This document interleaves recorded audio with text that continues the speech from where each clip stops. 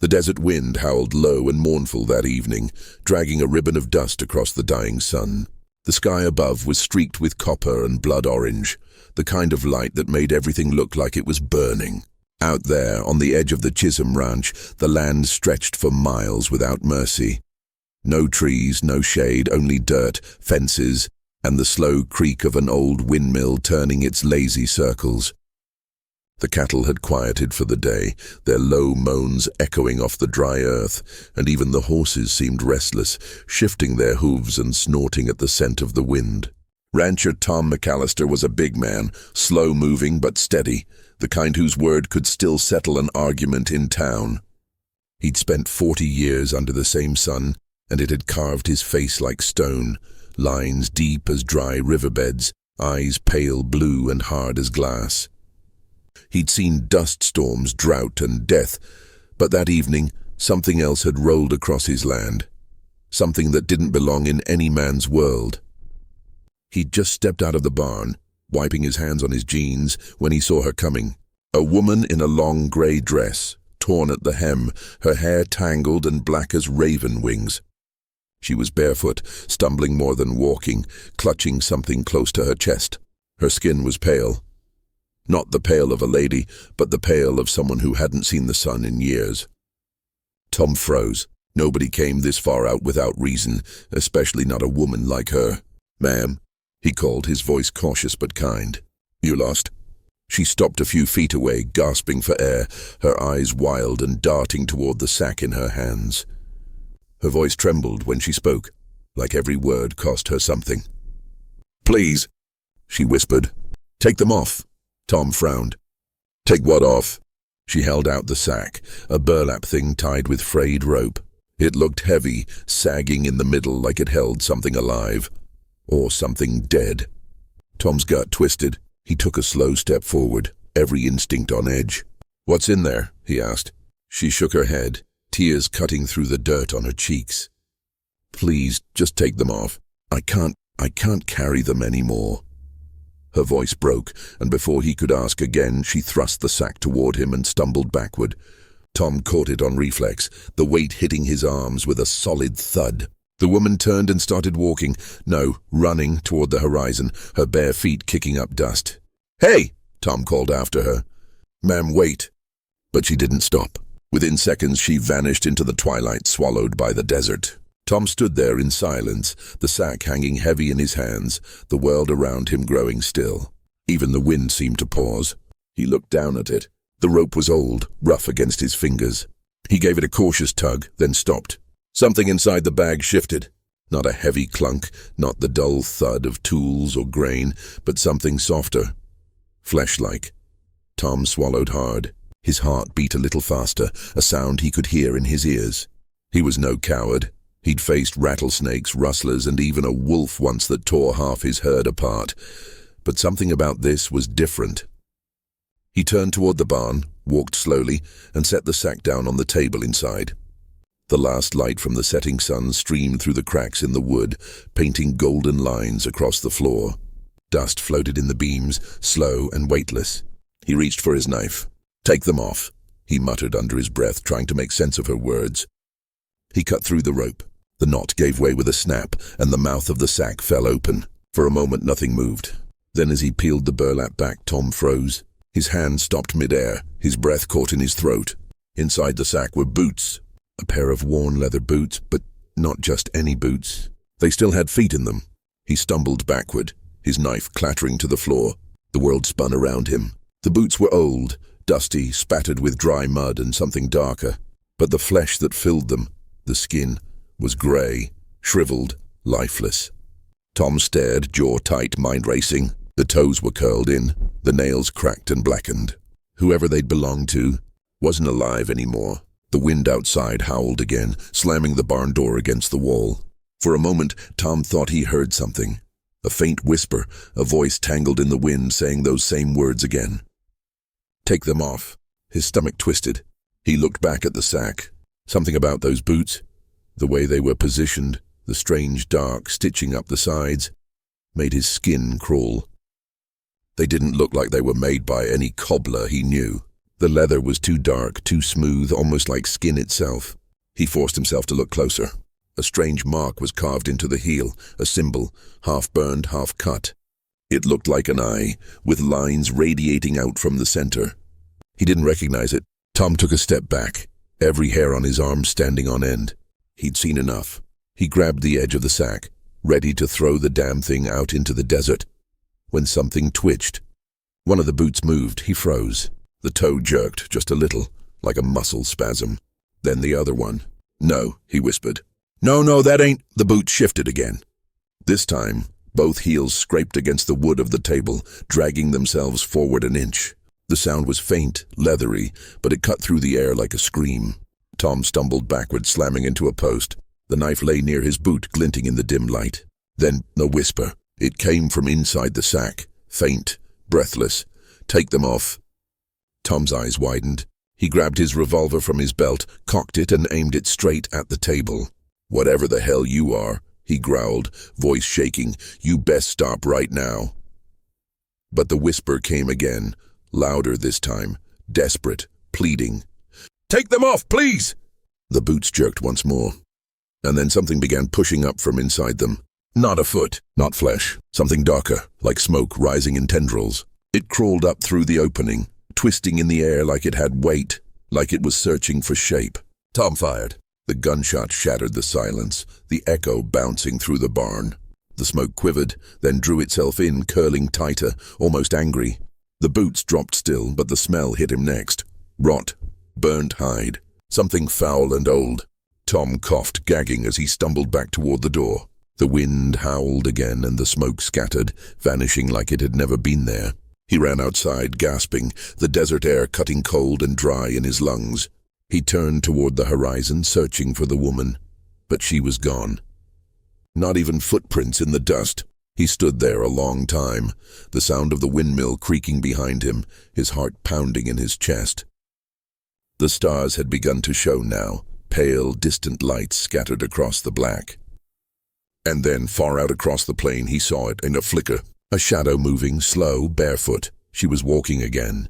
The same woman, only now she was limping, like she was missing something, like her feet were gone. By the time dawn broke, Tom hadn't slept a wink. He sat by the barn door, rifle across his knees, eyes fixed on that sack. It hadn't moved since, but the whisper still lingered in his ears over and over. "Take them off." When the sun finally crawled up over the ridge, he forced himself to go back inside. The light spilled across the table, bright and cruel, chasing away the night's shadows. The boots were gone. In their place was something else. 2 perfect human footprints burned into the wood, black and deep, like someone had stood there barefoot while the world burned beneath them. Tom felt his stomach drop. He turned slowly toward the door, and that's when he saw it, out by the fence line where the cattle grazed. A pair of new boots, shining, untouched, standing upright in the dirt like someone had just stepped out of them. He approached, every step slow and silent. The air was still, no sound, no movement. He knelt down, staring at them, polished leather perfectly his size. His name was carved into the heel. For a moment, his reflection flashed in the leather, but the eyes staring back at him weren't his. They were pale, cold, and full of dust.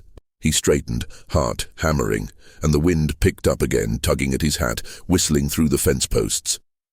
Then he heard her voice, faint, almost carried on the wind. "Please." He turned toward the sound, scanning the empty land. "Take them off." The words echoed again, drifting through the desert air as the new boots gleamed under the morning sun. Waiting. The morning sun climbed higher, spilling gold over the ranch like a cruel blessing. The land shimmered in the heat, dry and silent. Every creature that called it home seemed to have vanished into the earth. No birds in the air, no cattle lowing, not even the rustle of a snake in the grass. It was as if the world had stopped breathing. Tom McAllister stood near the fence, staring at the boots. They were perfect. Too perfect. The kind of shine no desert dust could dull, not even after hours under the sun. His name, T. McAllister, etched into the heel as if branded there by fire. He didn't remember owning boots like that. Hell, he didn't remember anyone in the whole county making a pair so fine. The leather looked soft, supple and dark, with stitching that almost shimmered like veins under skin. His hand trembled slightly as he reached down. The wind whistled low, whispering across the fence wires, playing the same melody the desert had sung last night. "Take them off." He froze, the words ghosting through his ears again, so close it felt like someone was standing right behind him. He turned sharply. Nothing, only the wind. Only the endless, empty land. He knelt and reached again, fingers brushing the rim of one boot. It was warm, too warm, as if someone had just been wearing it. He jerked his hand back, the skin on his fingertips tingling like he'd touched something alive. "No," he muttered under his breath, shaking his head. "Ain't falling for no desert witch nonsense." He straightened up, kicked at the sand and turned back toward the barn. But before he could take another step, a sharp sound cracked through the air. The creak of leather. He looked back. The boots had moved. Just a little. A slow shift in the dirt. Toe dragging forward, sinking deeper into the dust. Then another inch. Tom stared. His throat tightened. Lord above. The boots stood upright again, like they had a mind of their own. The air shimmered around them, waves of heat or maybe something else, something unseen, and then he saw it. Footprints. Bare footprints leading away from where they stood.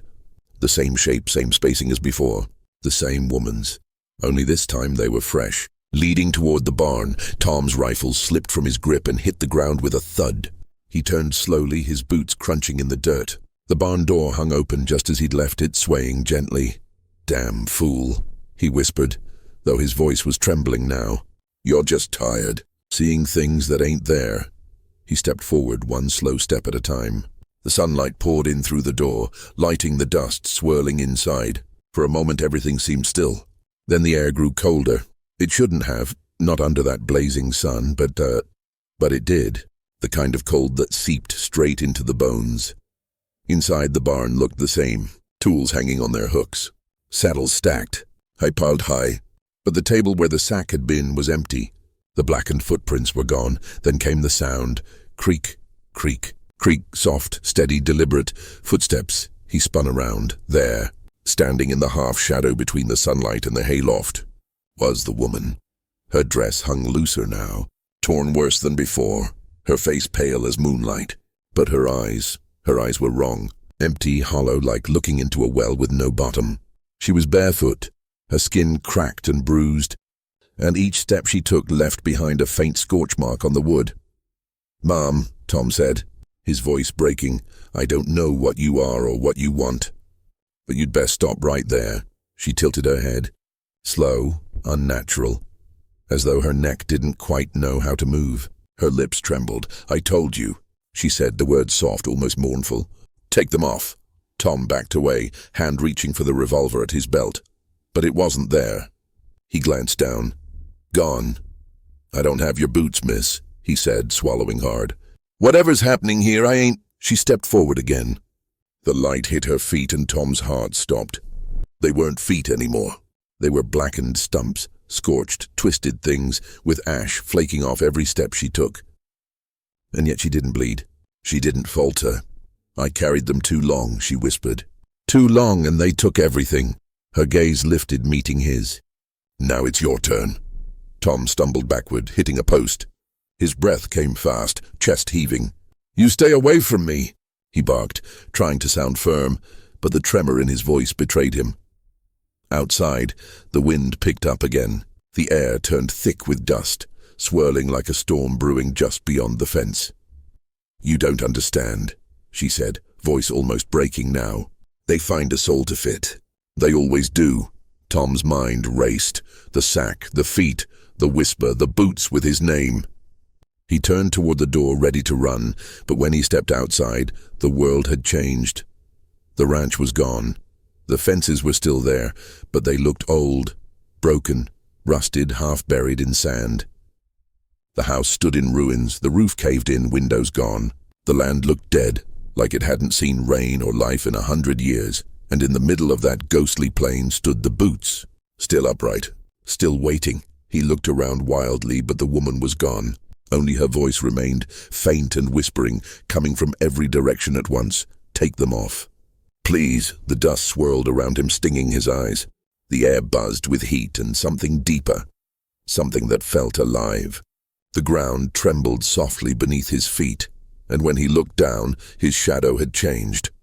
2 shadows now. One his own, one wearing the boots. Tom's breath came in short gasps. He backed away, shaking his head, but the boots started moving toward him, sliding across the dirt, slow and sure.